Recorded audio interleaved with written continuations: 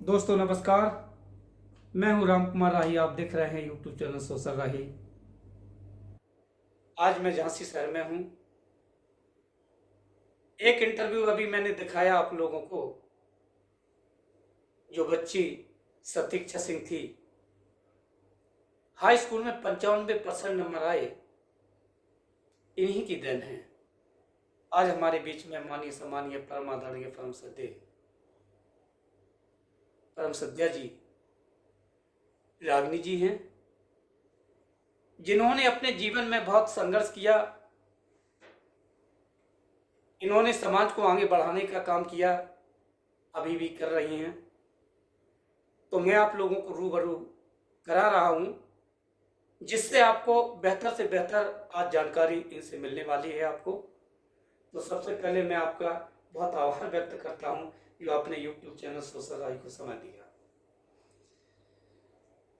जब भी मैं आप लोगों के बीच में उपस्थित होता हूं तो मेरा काम है कि दर्शकों को अच्छी से अच्छी जानकारी देना। तो आज आपके सामने दर्शक लोग बैठे हुए हैं, वो देखेंगे। तो सबसे पहले तो संबोधन करिएगा। आप सभी को जय भीम, नमो बुद्धाय। बहुत अच्छी बात है आपने जो मेरे को, मैं आभार व्यक्त करती हूँ जो आपने मेरे को सोशल राही पे बोलने का मौका दिया और आप हमारे घर पधारे। आपका बहुत बहुत आभार व धन्यवाद जी। बहुत बहुत साधुवाद। आपने मुझे भी मौका दिया, तभी मैं आ पाया आपके पास। तो आज सबसे पहले मैं आपसे सवाल करने वाला हूँ, जो बाबा साहब के मूल बिंदु हैं 3। सबसे पहला आता है शिक्षा के ऊपर। सबसे बड़ी तो आप अपनी शिक्षा के बारे में बता दीजिएगा मेरे से दर्शकों को। जी बिल्कुल।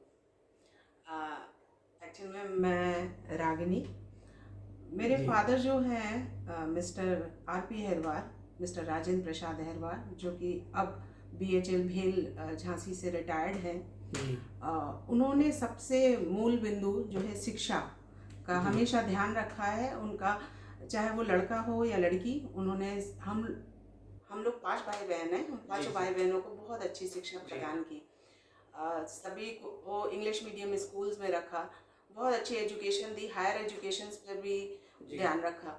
फिर जब मेरी शादी हुई आफ्टर ग्रेजुएशन, मैं मेरे हस्बैंड मिस्टर प्रदीप कुमार, जो कि जिला जालौन दहगवा निवासी हैं, वहाँ पर भी गई।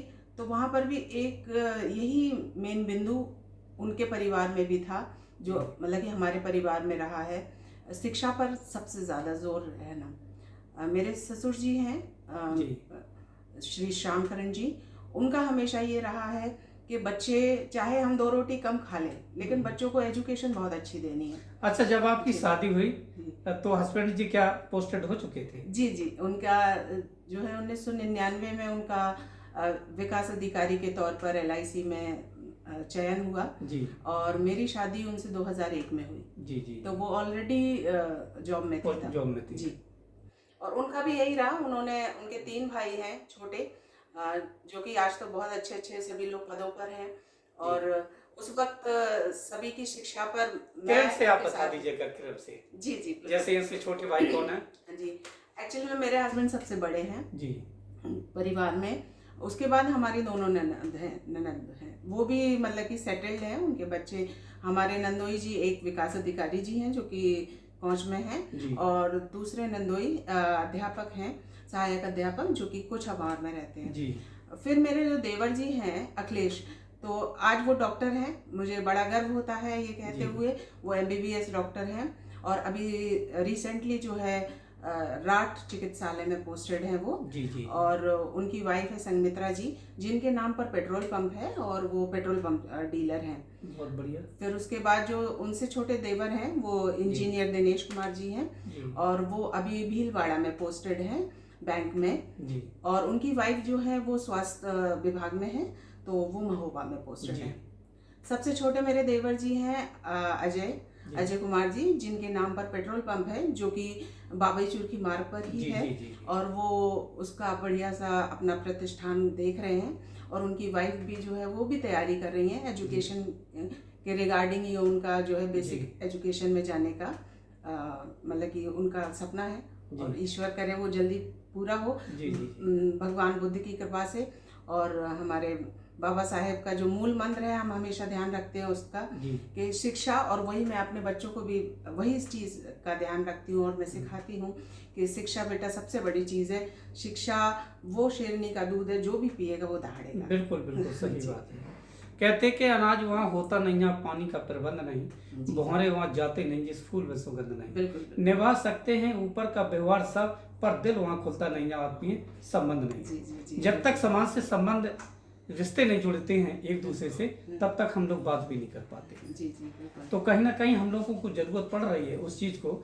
अब आपने पैसा तो कलेक्शन कर लिया है, जी जी घर के जितने भी लोग हैं सब पोस्टेड भी हो गए। जी सभी लोग अब मैं उनका, आपके ससुर साहब का, जी उस सास जी का मैं बहुत आभार व्यक्त करता हूँ। उन्होंने कितनी बड़ी मेहनत की होगी जो आज इस पदों पर आप विराजमान हैं। जी वो बताती हैं, मतलब कि सासू माँ अब हमारी जीवित नहीं है, 3 साल पहले वो हम सबको छोड़ के जा चुकी हैं। लेकिन मैं उनके साथ काफ़ी समय रही, मतलब कि मेरी 2001 में शादी हुई, तब से सन 2000 तक वो मेरे साथ रहे। उनके सारे विचार मैं जब भी सुनती हूँ, उन्होंने बताया कि उन्होंने कितना संघर्ष किया, मतलब कि बच्चों को पालने पोसने में, और जो जिस तबके में हमारा समाज आता है वो सबसे ज़्यादा उनके लिए बहुत कठिन होता है। कठिन होता है किसी तरह का भी संघर्ष करना, बच्चों को आगे बढ़ाना, क्योंकि बहुत लोग होते हैं दबाने के लिए, बहुत लोग होते हैं वो कहते हैं कि मजदूरी करिए, आप कैसे पढ़ने जा रहे हैं, आप कैसे अपने बच्चों को पढ़ा रहे हैं। तो ये सारी समाज में यही तो एक रोना है कि लोग क्या करते हैं कि आगे बढ़ने की जगह पे वो पीछे टांग खींचने का काम करते हैं। जी जी मैंने कई लोगों को देखा है जी। लेकिन इन संघर्षों के कहते हैं कि मंजिल उन्हीं को मिलती है जिनके सपनों में जान उड़ान पंखों से नहीं हौसलों से होती है। जब तक हौसला बुलंद रहेगा तब तक लोग आगे बढ़ते हैं। आगे तो हमेशा ही बढ़ते रहना चाहिए, दौड़ के बढ़िए, दौड़ नहीं पा रहे हैं तो चलिए, चल नहीं पा रहे हैं तो घुटने के बल चलिए, रेंगिए, लेकिन आगे ही चलना है, पीछे नहीं जाना है। अब मेरा आगे का जो सवाल है आपसे रागिनी जी, तो कहीं ना कहीं जैसे आपके परिवार के जो सदस्य हैं जी वो पोस्टेड है जी सर, कहीं ना कहीं पैसे की आपकी मजबूरी लाचारी नहीं रही है क्योंकि आप लोगों ने इतना कठिन परिश्रम किया है तब आप ज्वाइनिंग में हो पाए। जी जी जी। तो अब आपको क्या लगता है कि आप अपनी समाज को आगे बढ़ाने का क्या काम करेंगे? एक्चुअली में आगे बढ़ाने के लिए हमारी समाज से रिलेटेड काफ़ी लोग हैं जो यहाँ पर भी रहते हैं और बहुत नीचे तबके के हैं, वो लोग भी मजदूरी करते हैं। हमारे यहाँ कॉलोनी में ही काफ़ी कंस्ट्रक्शन का वर्क ज़्यादातर सारा नीचे का ही समाज करता है। यहाँ पर कोई भी मजदूर आपको बड़े कास्टों में नहीं मिलेंगे। तो उन सभी के बच्चों को मैं पढ़ाती हूँ, उन सब के बच्चों को मैं शाम को पढ़ाती हूँ। और मेरी कोशिश ये रहती है, सरकार ने मतलब कि एक तरह से बाबा साहेब ने ही हम लोगों को इतने सारी सुविधाएं दे रखी हैं, लेकिन आज भी कई लोग बहुत अनजान हैं उन सुविधाओं से।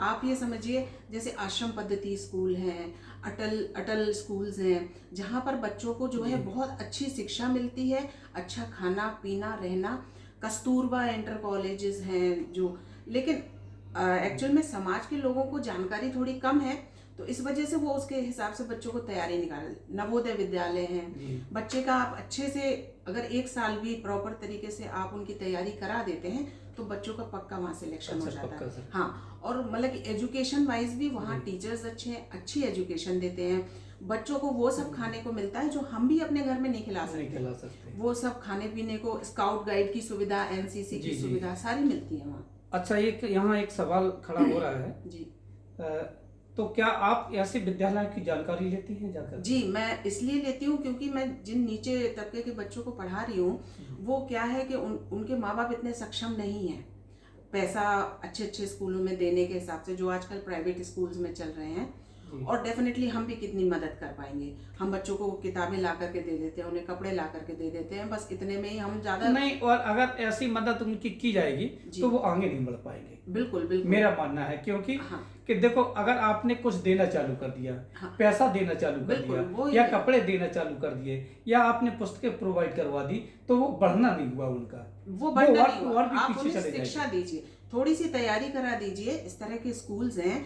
मैं मतलब कि अगर कोई मेरे से, आपके दर्शकों में से कोई मेरे से भी जानकारी लेना चाहें जी। तो आप बिल्कुल उनको मेरा नंबर दे दें। जी नंबर आप प्रोवाइड करा सकते हैं। वो मेरे से जानकारी ले सकते हैं इन स्कूल्स के बारे में। अच्छा, मैं आपको बता केवल सकती हूँ। झांसी के बारे में ही जानकारी है कि और जिला में नहीं, जानकारी सारे सब? सारे सारे जिलों में, हमारे यूपी में काफ़ी जिलों में ये स्कूल हैं, आश्रम पद्धति के स्कूल। हर जिले में 2 या 3 स्कूल्स हैं। और कस्तूरबा इंटर कॉलेजेस जो हैं वो गर्ल्स के लिए होते हैं, और आश्रम पद्धति स्कूल्स जो हैं वो बॉयज़ के लिए। तो आपके पास क्या लिस्ट वगैरह रहती है क्या इनकी? नहीं, जैसे लिस्ट कोई कांटेक्ट करना चाहे? देखिए, आजकल इंटरनेट पे तो सारी चीज़ें अवेलेबल हैं। आप अगर अच्छा, इच्छुक हैं, आपसे बात करके जी। उनको जानकारी मिल सकती है? मिल सकती है। मैं प्रोवाइड करा दूंगी उनको जानकारियाँ, और किस स्कूल में कब इनका एडमिशन टेस्ट होता है, क्योंकि एक आपको थोड़ी सी तैयारी तो बच्चों को करानी जी, पड़ेगी। बिल्कुल फिर करानी। वो एक एंट्रेंस टेस्ट होता है। अगर उस एंट्रेंस टेस्ट में बच्चे पास हो जाते हैं तो फिर आराम से निःशुल्क सारी किताबें, निःशुल्क यूनिफॉर्म, निःशुल्क पढ़ाई रहेगी। सही बात है, सारी चीजें बहुत अच्छी। तो क्योंकि कई अपने समाज में इतने लोग नहीं है सक्षम कि अच्छा बच्चों को बहुत अच्छे नहीं दे स्कूल्स पाते, में सही दे बात। सके। उनके पास बेचारों के पास पैसा भी नहीं है वही कि जो अच्छे विद्यालय में कर वो उनने दिन भर काम किया, जो आया उसको रात में खाना बिल्कुल, खा लिया, बिल्कुल, कल के सही। दिन भी बैठे रह जाए। सही बात। तो इन लोगों के स्कूल, इन्हीं लोगों के बच्चों के लिए इस तरह के स्कूल्स हैं। आप बिल्कुल वो स्कूल मतलब कि गारंटेड जी, मेरे जी, हैं कि मतलब कि बहुत अच्छी एजुकेशन देते हैं। मैंने ये देखा। चलो रागनी जी, आगे चलते हैं। जी, आगे का मेरा सवाल है, जी। ज्यादातर मैंने देखा है लोगों को, जैसे शिक्षा के माध्यम से आपने आगे बढ़ाने का काम किया है, ठीक है। अब महापुरुषों की विचारधारा को कैसे आगे बढ़ा दिया? महापुरुषों की विचार, देखिए, हम लोगों को आज हम उनका संघर्ष तो हम कुछ भी नहीं देख रहे हैं जी। जो उनका संघर्ष रहा, लेकिन उन्होंने जहां तक ला करके रख दिया, यहाँ पर आकर के आप उनके हिसाब से चल तो सकते ही हैं। एक, शिक्षा कीजिए, संगठित रहिए, एक दूसरे की टांग खिंचाई मत कीजिए। कोई थोड़ा सा भी आगे बढ़ रहा है तो उसको और प्रोत्साहित कीजिए। हम अगर किसी की अच्छा नहीं कर सकते तो कम से कम बुराई मत कीजिए। और फिर अपन लोग संघर्ष कीजिए, सब लोग मिल करके, तो डेफिनेटली चेंज तो आना ही है समाज में। जी। मैंने देखा है ग्रामीण क्षेत्रों में जाकर के, शायद है कि अब तो एक भी गांव ऐसा नहीं मिलेगा जहाँ पे बाबा साहब की प्रतिमा स्थापित ना की गई। जी, बिल्कुल। तो इससे क्या होता है, फोटो जब भी हम लोग स्थापित करते हैं बाबा साहब की, फोटो स्थापित करते हैं या हम मूर्ति स्थापित करते हैं, तो हम कम से कम जानकारी दें कि ये है वो जिनके थ्रू आज हम यहाँ सोफों पर बैठे हैं। वरना दरवाजे से निकलते थे तो चप्पल उतारिए और जाइए। आप सोफे पर बैठे हैं, आप बड़ी बड़ी कुर्सियों पर बैठते हैं। आज कलम ने आपको इतना अधिकार दिया है, जहाँ आप साइन करेंगे वहाँ आपकी आगे बढ़ सकेगी। जी। आप अच्छे पदों पर हैं, IAS, PCS, चिकित्सा अधिकारी हैं, बैंकों में मैनेजर हैं, लोग बहुत मैंने कहीं ना कहीं ग्रामीण क्षेत्रों में जाकर के रिसर्च किया है रागनी जी। तो मुझे लगा कि फोटो प्रतिमा लगाना गांव में इसलिए जरूरी है कि लोगों के दरवाजे पे जब भी मैं मीटिंग लेने के लिए जाता हूं तो लोग बोल देते हैं कि उन्होंने प्रकाश जी के यहाँ क्यों की मीटिंग, मेरे यहाँ क्यों नहीं की। अच्छा। तो लोगों को एक टीका टिप्पणी करते हैं। तो फोटो लगना इसलिए जरूरी है कि भैया मैं किसी के दरवाजे के लिए नहीं आया हूँ, अब बाबा साहब का जब ग्राउंड है वहां पहुंच जाइए। सही बात है, या बुद्ध विहार है वहां पहुंच जाइए। पहली चीज। दूसरी, हमको देखने से क्या लगता है कि हम लोग जैसा चित्र बसाएंगे, जी, वैसा जैसा मेरा मन बनेगा। जी, बनेगा क्या? मैं देखूंगा कि बाबा साहब का यहाँ पार्क बना हुआ है, जैसे आपके गांव में जो पैतृक गांव आपका देहुआ है, उसमें बहुत अच्छी फोटो लगी है प्रतिमा बाबा साहब की, और अच्छा ग्राउंड भी है। जी, हमारे ससुर जी ने वहाँ पर बहुत ज्यादा अपना दिया है, मतलब कि श्रम भी दिया है। जी, उन्होंने टाइम भी बहुत दिया है वहाँ पर। तो मैं देखता हूँ जब भी मीटिंग लेता हूँ उस पार्क में जाकर के, तो मुझे लगता है लोगों को भी लगता है कि कहीं मीटिंग हो रही है।